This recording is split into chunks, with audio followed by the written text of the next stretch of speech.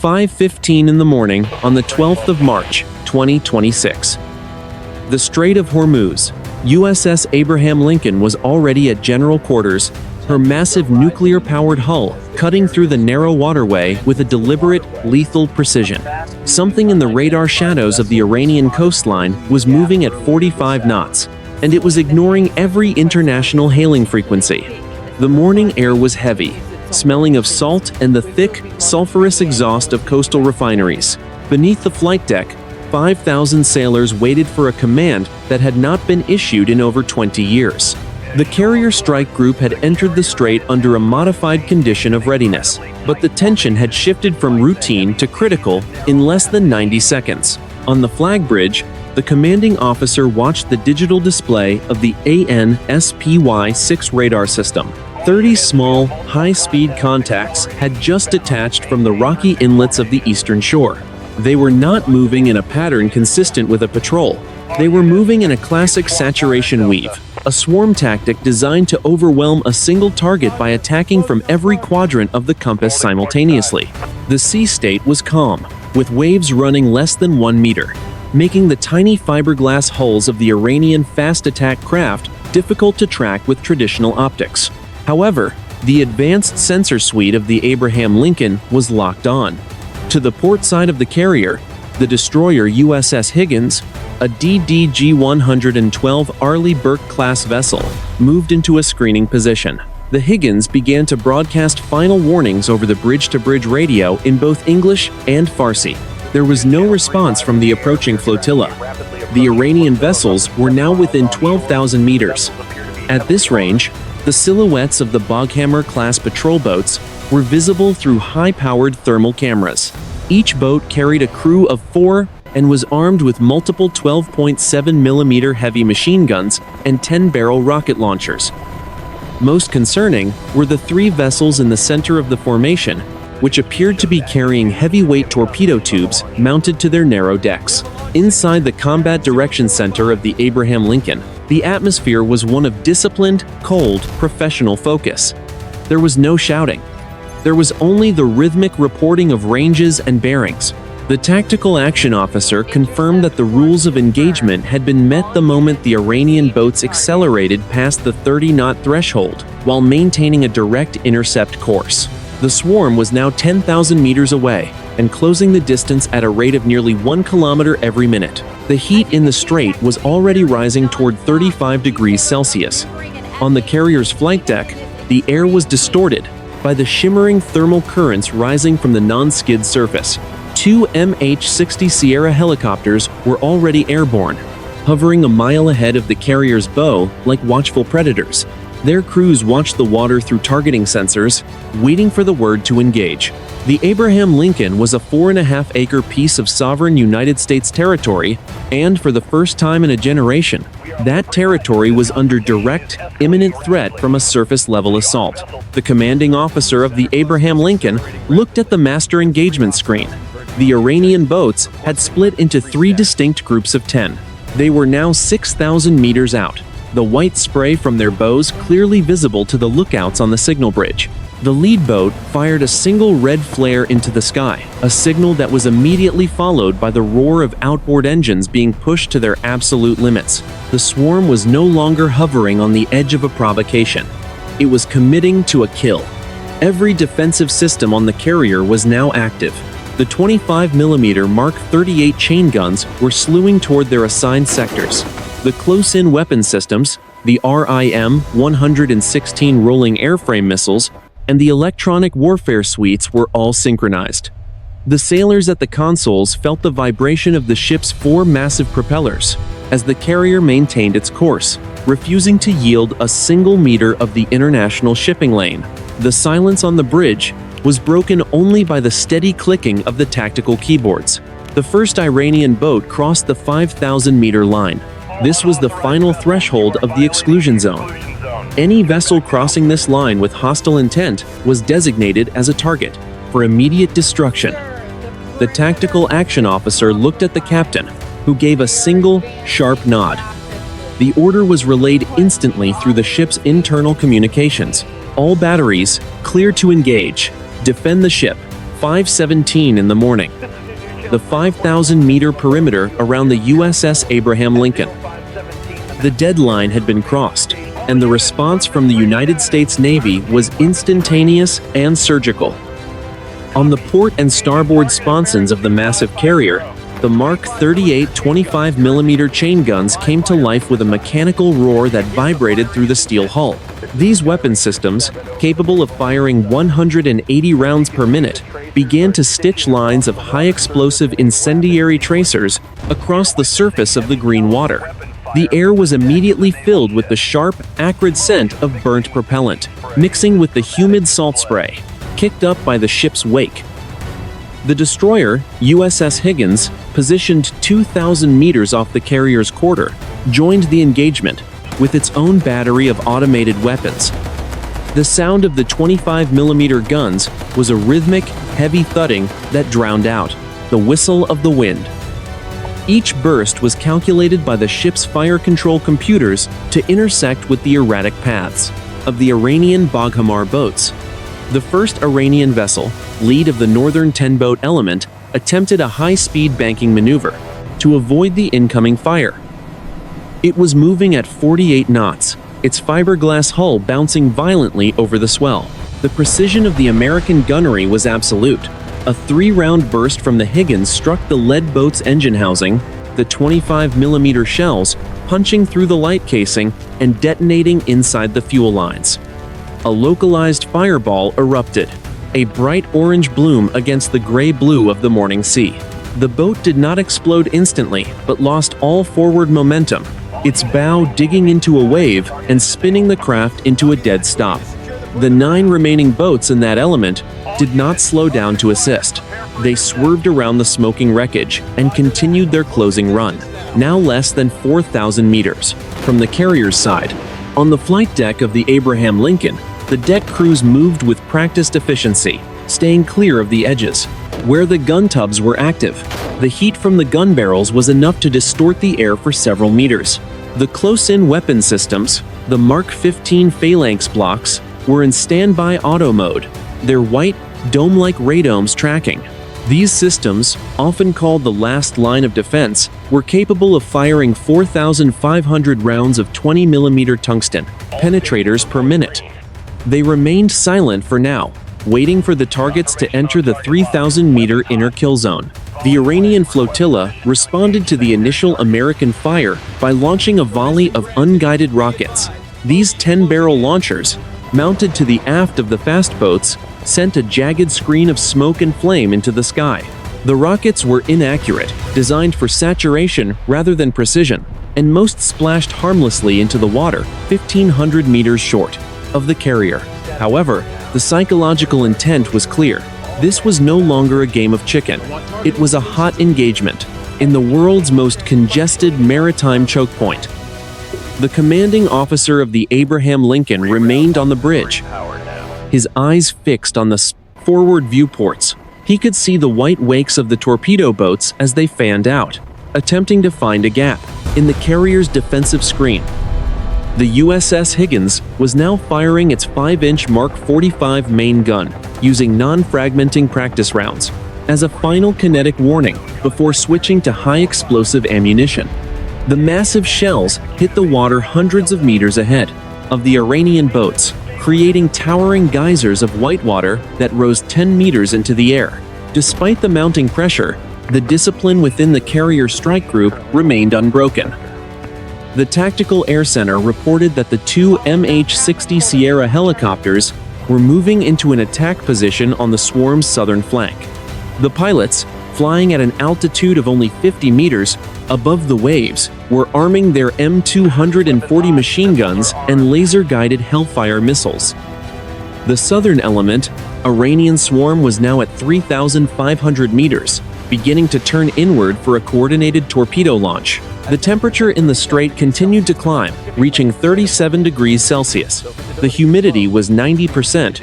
Inside the ship, the air conditioning system struggled to keep the electronics cool as the radar and fire control suites operated at maximum power. The Abraham Lincoln was a masterpiece of industrial and military engineering, and every sensor was now screaming, A single message. The enemy was within striking distance. The Iranian commodore leading the attack appeared to be betting on the sheer numbers of his flotilla to saturate the American defenses. Even as 2 more boats were disabled by the 25mm fire from the Higgins, the remaining 27 vessels pressed forward. They were now so close that the individual figures of the Iranian sailors could be seen through binoculars, some of them standing and firing AK-47 rifles at the massive steel wall of the carrier. The engagement was entering its most dangerous phase. The deadline had been a warning, but the inner perimeter was a death sentence. The American sailors on the sponsons braced themselves against the vibration of their weapons, their faces masked by flash gear, their eyes locked on the approaching targets. The command was given for the helicopters to engage the southern element with kinetic force. The air above the Strait of Hormuz was about to be torn apart by a level of violence that would change the region forever. 5:20 in the morning on the 12th of March, 2026. The Strait of Hormuz, at coordinates 26 degrees 30 minutes north, 56 degrees 15 minutes east. The tactical situation around the USS Abraham Lincoln escalated from a series of warning shots to a full-scale defensive engagement within 3 minutes. The air above the strait was no longer clear. It was choked with the gray-white smoke of propellant and the black, oily plumes rising from the first disabled Iranian patrol boats. The sun was just beginning to crest over the jagged peaks of the Mazandam Peninsula, casting a long, low light that illuminated the white wakes of the 27 remaining Iranian vessels as they converged on the carrier strike group. The destroyer DDG-112 USS Higgins moved with a predatory grace, its hull rolling slightly, as it executed a high-speed turn to unmask its full broadside of defensive weaponry. The ship's commanding officer coordinated closely with the carrier's tactical action officer, ensuring that every sector of the sea was covered by at least 2 overlapping weapon systems. The Higgins was now utilizing its Mark 45 5-inch main gun in a rapid-fire mode, targeting the larger torpedo-equipped vessels at a range of 4,000 meters. Each 70-pound high-explosive shell impacted the water with the force of a freight train, creating massive shockwaves that could capsize a small fiberglass craft through sheer water pressure alone. The heat on the deck of the Abraham Lincoln was intense, reaching 40 degrees Celsius as the sun's rays combined with the thermal output of the ship's defensive batteries.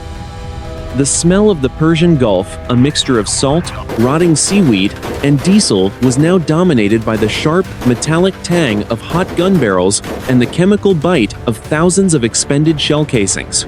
On the sponsons, the sailors of the United States Navy worked with mechanical precision, their ears protected by heavy headsets, their eyes focused on the digital ranging displays of their 25mm chain guns. The southern element of the Iranian swarm, consisting of 10 Boghammar-class boats, attempted a high-speed flanking maneuver. They were trying to get behind the Higgins to find an opening in the carrier's stern, where the massive propellers created a turbulent wake that could interfere with sonar and low-light optics. However, the Abraham Lincoln was equipped with the AN/SLQ-32 electronic warfare suite. This system began to flood the Iranian radio and radar frequencies with high-intensity interference, effectively blinding the small boat's commercial-grade navigation radars. Without radar guidance, the Iranian pilots were forced to rely on visual steering, which was increasingly difficult as the spray from the Higgins 5-inch gun geysers obscured their vision. Despite the chaos, the Iranian boats continued to close the distance. They were now within 3,000 meters, the point where the carrier's passive defenses were replaced by active, lethal interception. The roar of the engagement was a constant, low-frequency thrum that could be felt in the marrow of the sailors' bones, a sound of industrial-scale violence that signaled the end of diplomacy. Inside the ship, the damage control teams stood ready in every compartment, their breathing apparatuses checked and their hoses charged. They could hear the muffled thuds of the outgoing fire and the occasional metallic clang of a spent shell casing hitting the deck plates above. The Abraham Lincoln was not just a ship. It was a floating fortress with a crew that had trained for this exact scenario for thousands of hours. Every sailor knew that a single torpedo hit, even from a small boat, could compromise the carrier's ability to launch aircraft and turn a tactical victory into a strategic disaster. The commander of the carrier strike group, observing the battle from the flag bridge, noted that the Iranian boats were not breaking formation despite the loss of 4 of their number. This indicated a high level of fanaticism, or a strict command and control structure, that was operating despite the American electronic jamming. The Iranian vessels began to zigzag, a maneuver designed to make it harder for the automated gun systems to achieve a continuous tracking lock. In response, the Higgins adjusted its fire, using shrapnel bursts that detonated 5 meters above the water's surface, raining thousands of tungsten pellets down onto the exposed crews of the fast attack craft. The sea was now littered with debris-shredded fiberglass, orange life vests, and the iridescent sheen of spilled fuel. The temperature of the water itself seemed to rise as the kinetic energy of the battle was absorbed by the waves. 2 more Iranian boats were neutralized in the southern sector, one of them veering wildly off course after its pilot was struck by 25mm fire, eventually colliding with another vessel in its own formation. The resulting explosion sent a column of black smoke 50 meters into the air, a funeral pyre for 20 Iranian sailors, that briefly blotted out the rising sun. As the distance closed to 2,500 meters, the primary threat shifted from the gun-armed boats to the 3 specialized vessels carrying torpedo tubes. These boats had been hanging back, using the smaller craft as a screen, but they were now accelerating for their final run. Their objective was simple: get close enough to fire their heavyweight torpedoes into the carrier's side. The United States Navy response was equally simple. They would not be allowed to reach that point. The commanding officer of the Abraham Lincoln gave the order for the airborne MH-60 Sierra helicopters to commence their attack run with laser-guided missiles. The helicopters, hovering like dragonflies in the morning haze, tilted their noses down and began to pick up speed. The pilots adjusted their targeting reticles, locking the infrared sensors onto the heat signatures of the Iranian torpedo boat engines. The next 60 seconds would determine if the Iranian swarm could achieve its desperate objective, or if the Strait of Hormuz would become a graveyard for the entire flotilla. 5:22 in the morning on the 12th of March, 2026. The Bridge and Tactical Air Center of the USS Abraham Lincoln. The interior of the carrier was a study in controlled, high-intensity focus. While the exterior was a chaotic landscape of gunfire and sea spray, the nerve center of the ship remained cool, dimly lit by the blue and amber glow of the multifunction displays. The air smelled of ozone, recycled oxygen, and the faint, bitter scent of industrial coffee. On the bridge, the commanding officer stood near the forward consoles, his eyes moving between the horizon and the digital tactical map that consolidated data from every ship and aircraft in the carrier strike group. The Tactical Air Center, located deep within the ship's armored citadel, was coordinating the movement of the 2 MH-60 Sierra helicopters. Through the Link 16 data system, the carrier was sharing real-time targeting information with the destroyer USS Higgins and the helicopters, creating a single, seamless picture of the battlespace. Every Iranian vessel was assigned a unique track number. As boats were destroyed or disabled, their icons on the screen blinked and then vanished, replaced by the marks of debris fields. Of the original 30 Iranian fast attack craft, 22 remained active. They had successfully closed the distance to 2,000 meters, despite the blistering fire from the Higgins and the carrier's own 25mm guns. At this range, the threat changed from harassment to a lethal proximity. The tactical action officer reported that the 3 torpedo-equipped vessels were now accelerating to 50 knots, masking their signatures behind the smoke of their burning comrades. They were weaving in a complex S pattern, making it nearly impossible for the manual gunners to maintain a consistent point of impact on their waterline. "Bridge, tack," a voice crackled over the internal headset. "We have a solid lock on the torpedo lead element, requesting permission to transition to Hellfire engagement." The commanding officer checked the range one last time, The Iranian boats were now deep inside the inner layer of the ship's defensive envelope. Permission granted. Take them out before they can fix a solution. On the flight deck, the silence of the catapults was a stark contrast to the thundering of the gun tubs. Because the carrier was maneuvering at high speed to complicate the Iranian torpedo solutions, launching fixed-wing aircraft like the Fa-18 fighters was temporarily suspended.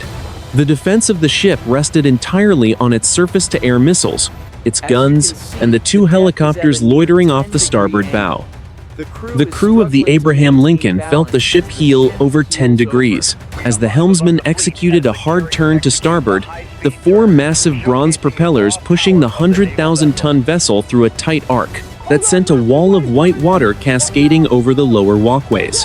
In the gun tubs, the tension had reached a breaking point. The sailors operating the Mark 38 chain guns could now see the individual faces of the Iranian crews through their thermal sights. They saw the Iranian sailors struggling to reload their rocket tubes, their bodies jolting as their boats slammed into the heavy wake of the carrier.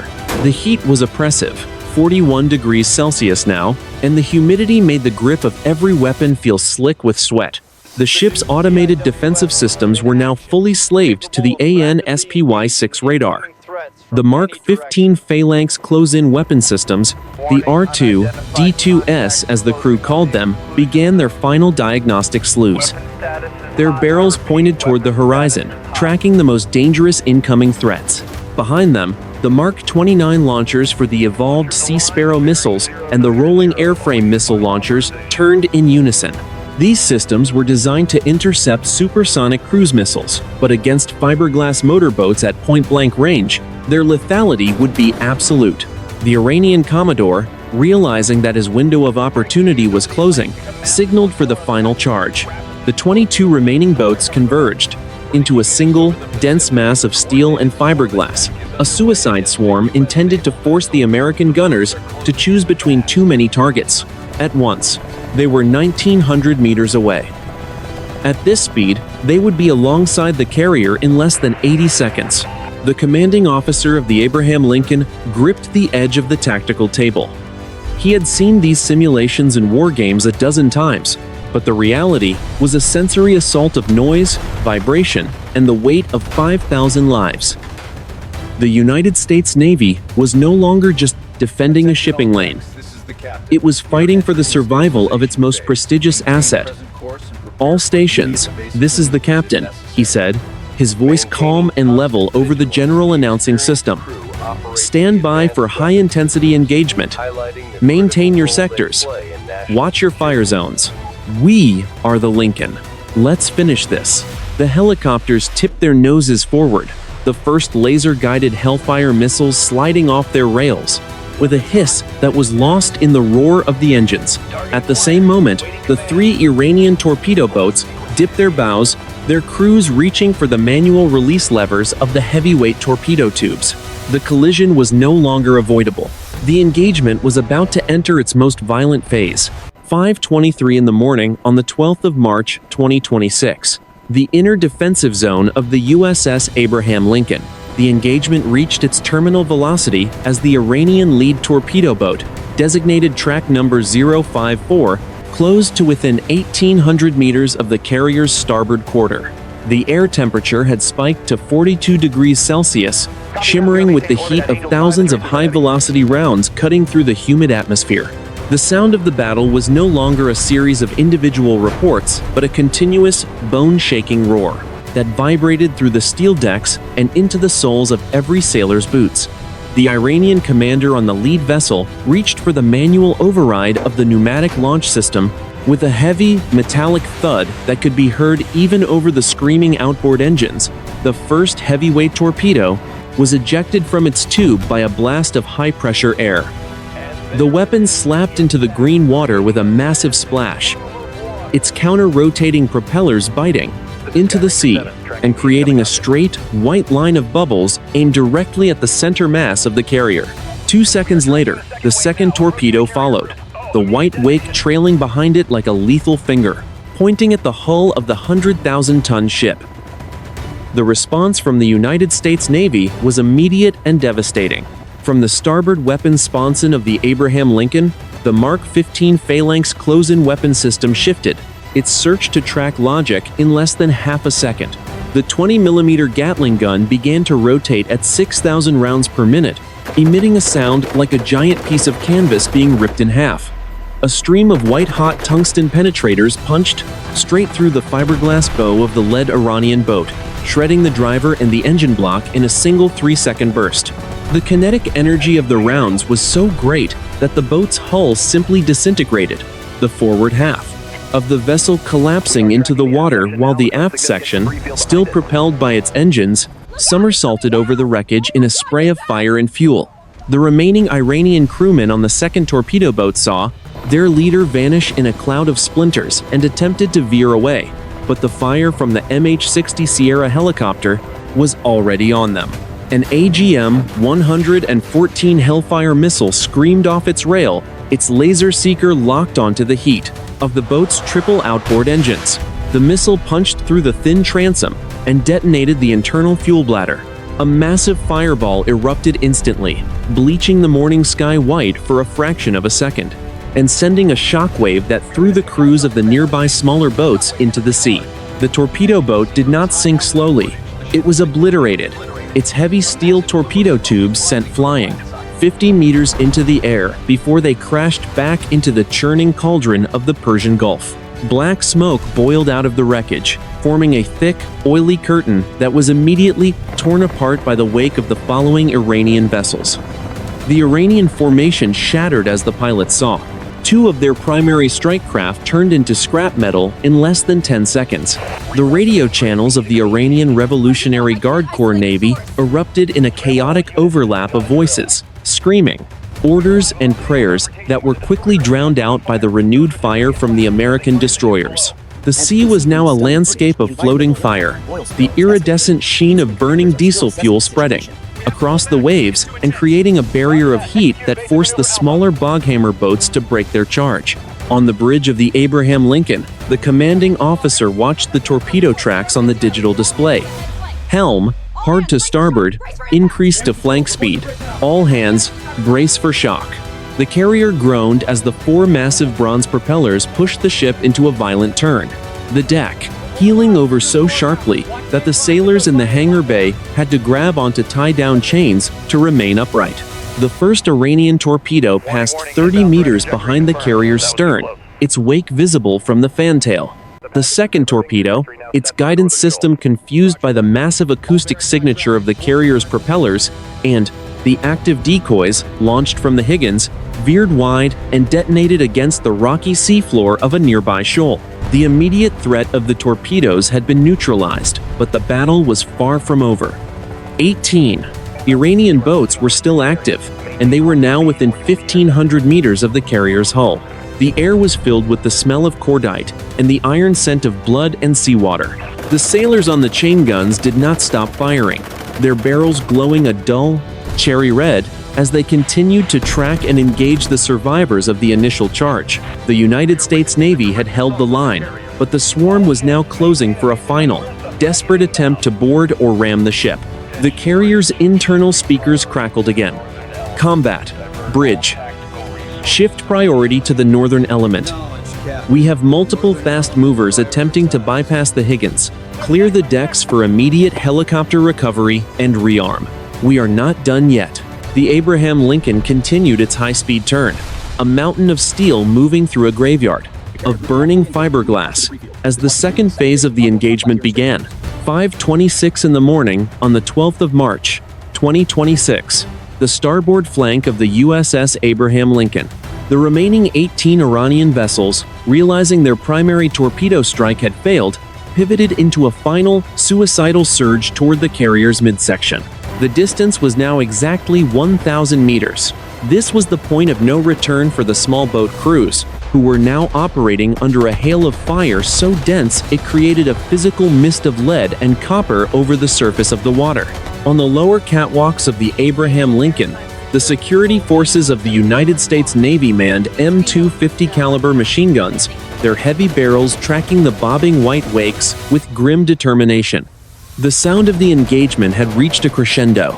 that made verbal communication on the open decks impossible. The rhythmic, heavy thudding of the 50 caliber guns joined the higher-pitched scream of the 25mm chain guns, creating a wall of noise that vibrated through the sailors' teeth.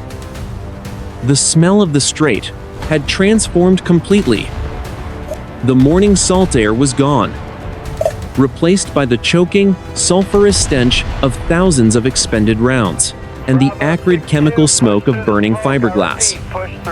One Iranian Boghammar boat, identified as track number 062, managed to weave through the initial screen and close to within 600 meters of the carrier's hull. The pilot, likely blinded by the spray and smoke, was aiming for the massive elevator doors of the hangar bay. A gunner on the Abraham Lincoln's midship sponson adjusted the manual traverse of his 25mm mount. He squeezed the trigger, and a 5-round burst of high-explosive incendiary tracers punched straight through the boat's thin hull. The first shell severed the steering column, and the second and third rounds drove deep into the ammunition storage for the boat's own machine guns. The resulting explosion was a sudden, violent expansion of orange fire that sent the hull spinning across the water like a skipped stone. The wreckage continued to slide for 50 meters before it hit the carrier's wake and flipped, disappearing into the churning white foam of the 4 massive propellers. There were no survivors visible in the water. The destroyer, USS Higgins, still maintaining its screening position 2,000 meters away, was now systematically picking off the trailing boats of the northern element. The destroyer's 5-inch gun was firing a round every 4 seconds, the shock waves from the muzzle blasts flattening the sea for 30 meters around the ship. Each detonation on the water's surface sent a column of spray and shrapnel into the Iranian formation, shredding the exposed crews and shattering the outboard engines of the fast attack craft. By 5:30 in the morning, the original 30-boat swarm had been reduced to 12 active targets. The temperature on the open sea was now 43 degrees Celsius. The humidity remained at 90%, causing the smoke from the battle to hang low over the water in a thick, stagnant bank. Inside the Abraham Lincoln, the engineering teams worked in the sweltering heat of the reactor spaces, ensuring that the ship had every kilowatt of power needed for its high-speed maneuvers. The carrier was still moving at 30 knots, the massive hull cutting through the water with such force that the spray from the bow rose 20 meters into the air, creating a rainbow in the early morning light that contrasted sharply with the black smoke of the burning boats. The tactical action officer in the Combat Direction Center reported that the remaining 12 Iranian vessels were beginning to lose cohesion. Without their command boats, which had been the first targets destroyed, the individual pilots were now breaking formation, some attempting to flee back toward the Iranian coast, while others continued their hopeless charge. The swarm had been broken, replaced by a chaotic collection of individual targets, each one being tracked and targeted by the superior sensor suites of the United States Navy. On the flight deck, the first MH-60 Sierra helicopter returned for an emergency rearm. The crew moved with frantic precision, sliding fresh Hellfire missiles onto the launch rails as the rotors continued to spin, creating a localized windstorm that blew the smell of cordite across the deck. The pilot remained in the cockpit, his eyes scanning the horizon for any new threats. He knew that while this swarm was being decimated, the Iranian coastal missile batteries were still a factor, their radar signatures occasionally flickering on the ship's electronic warfare displays. The commanding officer of the Abraham Lincoln watched the scene through his binoculars. The sea was now a graveyard of smoking ruins and floating debris. He could see the silhouettes of the Iranian sailors who had jumped overboard, their heads bobbing in the water as they tried to swim away from the burning fuel slicks. Despite the carnage, the captain's expression remained neutral, a mask of professional military focus. The safety of his ship and his 5,000 sailors was the only metric that mattered. Higgins, Lincoln, the captain said into his secure radio. Link, target the remaining fleeing vessels. I want a clean sweep. Do not let them regroup in the coastal shallows. We are finishing this now. The destroyer responded with a single, sharp acknowledgement, its 5-inch guns swinging toward the horizon to hunt down the last of the Iranian flotilla. 5:35 in the morning on the 12th of March, 2026. The airspace 500 meters above the Strait of Hormuz. The two MH-60 Sierra helicopters from the USS Abraham Lincoln, having completed their emergency rearm, pitched their noses forward and accelerated toward the remaining 12 Iranian vessels. From the cockpit, the lead pilot could see the entire scope of the engagement. The sea was a mosaic of black smoke and white wakes, with the massive carrier and the destroyer USS Higgins at the center of a widening circle of destruction. The sun was now fully above the horizon, the 43-degree heat creating a heavy haze that blurred the line between the water and the Iranian coastline, only 15 miles to the east. The flight crews of the United States Navy operated with a cold, mechanical efficiency. Each helicopter was armed with 4 AGM-114 Hellfire missiles and a door-mounted M240 machine gun. The tactical coordinator in the back of the lead helicopter adjusted the multispectral targeting system. The infrared laser designator, painting a steady, invisible spot on the engine housing of a fleeing Boghammar boat. The Iranian vessel was zigzagging at 45 knots, its crew firing a heavy machine gun wildly into the air in a desperate attempt to keep the helicopters at bay. The pilot squeezed the trigger on the cyclic. A Hellfire missile slid off the starboard rail with a sharp, high-pitched hiss, trailing a thin ribbon of white smoke as it arched toward the target.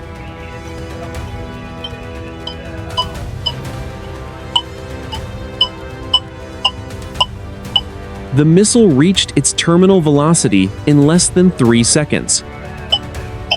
It struck the Iranian boat directly at the waterline, the 8-kilogram tandem charge warhead punching through the fiberglass and detonating inside the fuel tank.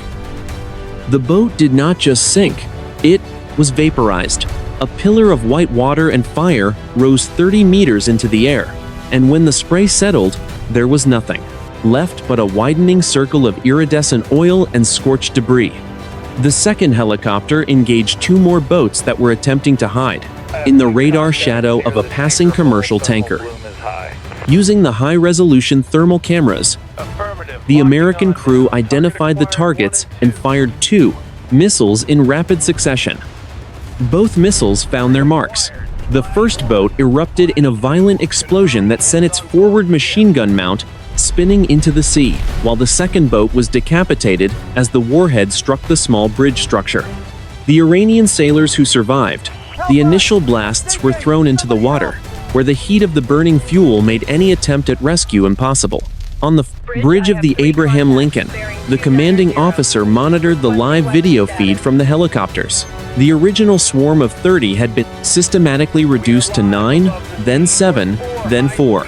The remaining Iranian boats had finally abandoned their attack mission and were now racing for the safety of the territorial waters near Bandar Abbas. However, the rules of engagement remained clear. The Iranian flotilla had initiated a lethal strike against a United States carrier strike group, and the threat would be neutralized until it was no longer a factor in the operational area. The destroyer USS Higgins continued to provide long-range fire support, its 5-inch gun tracking the furthest targets with the help of the helicopter's laser spotting. The sound of the large-caliber rounds passing over the water was like a series of sonic booms, the pressure waves rattling the windows of the commercial ships anchored in the distance. Every 4 seconds, a new geyser of water erupted near the fleeing Iranian boats, the shrapnel from the near misses shredding their outboard engines and leaving them dead in the water. The environment of the strait had become a sensory nightmare. The humidity was now so high that the smoke from the burning boats refused to dissipate, creating a low-hanging fog that smelled of burnt plastic, ammonium nitrate, and heavy fuel oil. The temperature on the flight deck of the carrier had reached 45 degrees Celsius. Despite the conditions, the sailors of the United States Navy remained at their stations, their faces covered in sweat and grease, their hands steady on the controls of their weapons. This was the professional standard of the 7th Fleet, a display of overwhelming force executed with surgical precision. By 5:45 in the morning, only 2 Iranian boats remained afloat, and both were disabled and drifting toward the rocky shallows of the Musandam Peninsula. The helicopters transitioned from missile engagements to suppressive machine gun fire, the door gunners using short, controlled bursts of 7.62 millimeter rounds to ensure that the Iranian crews could not man their remaining rocket launchers. The engagement had lasted exactly 30 minutes. In that time, a 30-boat strike force had been completely annihilated without a single Iranian vessel reaching the hull of the USS Abraham Lincoln. The commanding officer of the carrier looked out over the water, which was now settling back into its natural rhythm, though scarred by the remnants of the battle. The immediate tactical objective had been achieved. The threat to the carrier was gone. Now, the mission would shift to the grim task of damage assessment, search, and rescue for any survivors, and the inevitable geopolitical fallout of a direct confrontation between the United States and Iran in the world's most dangerous waterway.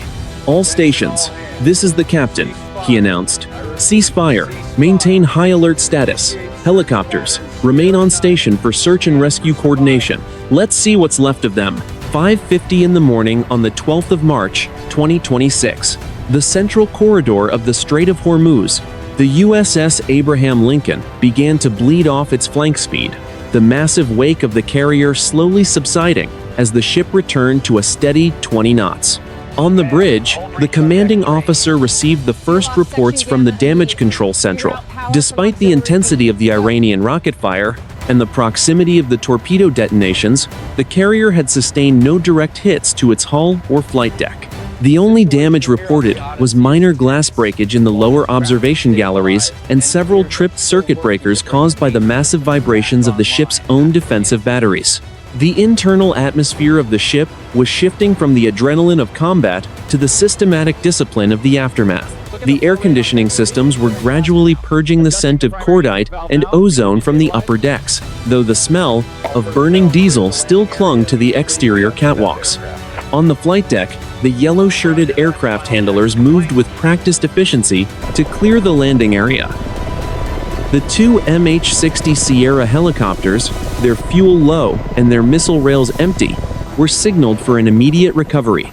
The lead helicopter, call sign Hunter 7-1, touched down on the non-skid surface at 5:55.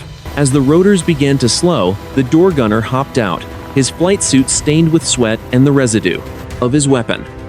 He gave a thumbs up to the deck chief, a silent acknowledgement of a successful mission. Behind him, the second helicopter settled into its landing spot. Within minutes, maintenance teams were swarming over the aircraft, checking for battle damage, and preparing them for the next phase of the operation. 10 miles to the east, the destroyer USS Higgins moved slowly into the primary debris field. The sun was now high enough to illuminate the full scale of the destruction. The water was no longer blue.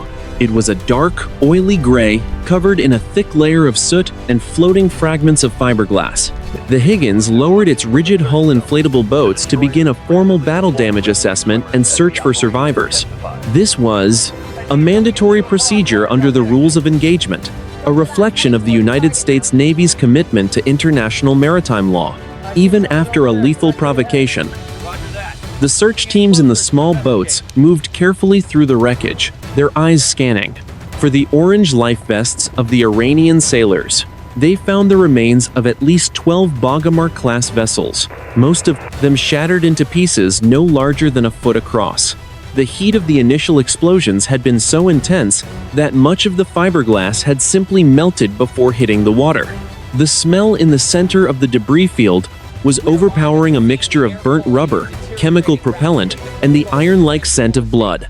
By 6:15 in the morning, the Higgins had recovered 14 survivors from the water. The Iranian sailors, most of them suffering from severe burns and shock, were brought onto the destroyer's fantail for immediate medical triage. They were treated with the same level of professional care as any American casualty, their wounds cleaned and stabilized by the ship's corpsmen. This act of humanitarian intervention was a core component of the mission, demonstrating the discipline of the 7th Fleet to any observers in the region. Back on the Abraham Lincoln, the intelligence officers were already analyzing the data captured by the ship's sensors. They confirmed that all 30 Iranian vessels had been accounted for. 28 had been destroyed by direct fire, and the final 2 had been disabled and scuttled by their crews before they could reach the shoreline. Not a single Iranian boat had survived the encounter as an effective fighting unit. The swarm had been completely neutralized, its tactical objective defeated by the overwhelming technological and professional superiority of the American strike group. The temperature in the strait had stabilized at 45 degrees Celsius. The haze was beginning to lift, revealing the distant, jagged coastline of Iran. There was no movement from the Iranian naval bases at Bandar Abbas. The remaining coastal forces appeared to have been ordered to stand down in the face of the American response. The USS Abraham Lincoln and its escorts remained at a high state of readiness, their weapons still manned, and their radars scanning the horizon for any sign of a follow-up strike. The captain of the Abraham Lincoln stood on the signal bridge, looking out over the presented, quiet water. The battle was over, but the strategic implications were just beginning to be understood. The United States had sent a clear, undeniable message about its resolve to keep the Strait of Hormuz open. As the carrier began to turn back toward the open waters of the Arabian Sea, the crew knew they had participated in one of the most significant naval engagements of the 21st century. 6:30 in the morning on the 12th of March, 2026, the southern exit of the Strait of Hormuz. The USS Abraham Lincoln, accompanied by the destroyer USS Higgins, steamed into the deeper, cooler waters of the Gulf of Oman. The engagement was officially concluded. On the bridge of the carrier, the atmosphere was one of quiet, professional exhaustion. The morning sun was now high and harsh, reflecting off the steel surfaces of the flight deck and making the air shimmer with heat. The temperature remained at 45 degrees Celsius, but the humidity had begun to drop as the ships moved away from the narrow coastal choke point.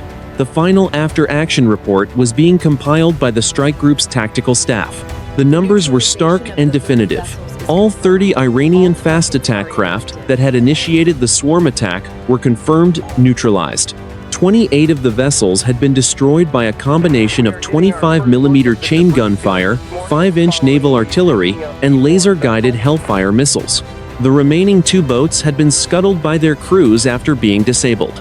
The Iranian Revolutionary Guard Corps Navy had lost nearly its entire local strike capability in less than 45 minutes of active combat. Casualty estimates for the Iranian forces were heavy. Intelligence analysts on the Abraham Lincoln suggested that between 120 and 140 Iranian personnel had been killed in action during the engagement. The 14 survivors recovered by the USS Higgins were being held in the ship's brig under medical supervision, awaiting transfer to a secure facility. These men would eventually provide critical information regarding the chain of command that had authorized the suicidal charge against a United States carrier strike group. On the American side, the cost was remarkably light, a testament to the training and technological superiority of the United States Navy. There were no fatalities among the crews of the Abraham Lincoln or the Higgins. 3 sailors on the carrier had sustained minor injuries from falling during the high-speed maneuvers, and 1 gunner's mate on the Higgins was treated for flash burns caused by a jammed shell casing. The structural integrity of both ships remained at 100%. The Abraham Lincoln's defensive systems had performed exactly as designed, creating an impenetrable wall of kinetic energy that the Iranian swarm could not breach. The geopolitical consequences of the battle began to ripple through the international community before the smoke had even cleared from the water. The United States Department of Defense issued a formal statement at 7 in the morning, characterizing the engagement as a proportionate and necessary act of self-defense against an unprovoked and lethal maritime assault. The message was clear to every nation in the region. The United States Navy would not tolerate interference with the freedom of navigation in international shipping lanes, and any attempt to close the Strait of Hormuz would be met with overwhelming, decisive force. The commercial traffic in the strait, which had been suspended during the height of the combat, began to resume under the watchful eyes of the carrier strike group. Tankers and cargo ships, some of them carrying millions of barrels of oil destined for markets in Europe and Asia, passed the cooling wreckage of the Iranian flotilla. The sight of the charred fiberglass hulls served as a grim reminder of the volatility of the region and the high stakes of modern naval warfare. Inside the Abraham Lincoln, the routine of the ship returned to its standard rhythm. The damage control teams were stood down, and the mess decks began to serve breakfast to the sailors, who had spent the last 2 hours at battle stations. There was no outward celebration. The crew moved with the quiet dignity of professionals who had done their jobs and were already preparing for the next watch. The carrier was a city of 5,000 people, and the mission of projecting American power across the globe did not pause for a single engagement. As the Abraham Lincoln reached the open water of the Arabian Sea at latitude 25 degrees north, longitude 58 degrees east, the commanding officer stepped out onto the bridge wing. He looked back toward the horizon, where the hazy line of the Iranian coast was finally fading from view. The engagement had been a victory, but he knew that the underlying tensions in the region remained unresolved. The carrier would stay on station, its aircraft ready and its sensors scanning, maintaining the uneasy peace that only 1,000 feet of nuclear-powered steel could provide. The final entry in the ship's log for the morning watch was brief and matter-of-fact. It recorded the times of the engagement, the ammunition expended, and the successful defense of the ship. At the bottom of the page, the tactical action officer added a single line that summarized the entire event for the official record of the United States Navy. The strait remains open. The Lincoln continues on mission.